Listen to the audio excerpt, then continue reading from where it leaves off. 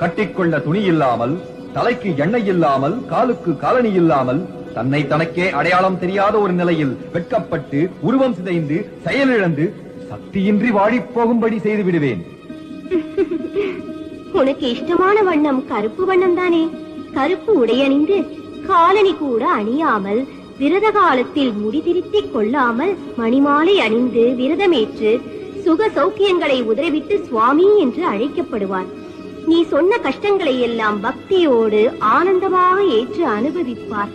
சந்தோஷம்தானே? சுவாமி, மற்றுமொரு முக்கியமான விஷயம். என் பார்வைப்பட்டால் இணைந்து வாழும் தம்பதிகள் பிரிந்து விடுவார்கள். கடுமையான பிரம்மச்சரியத்தை விரதமாக கொண்டு சுவாமியே சரணம் ஐயப்பா என்று சரணகோஷம் செய்து காடு மேடுகளை கடந்து என் தரிசனத்துக்கு வருவார்கள். அம்மாதிரி பக்தர்களை நீ ஒரு கணம் கூட பிடிக்கவே கூடாது. சுக சௌக்கியங்களையே அளிக்க வேண்டும். இது என் கட்டளை. தர்மசாஸ்தாவின் அவதாரமான உன் கட்டளையை நான் சிறமே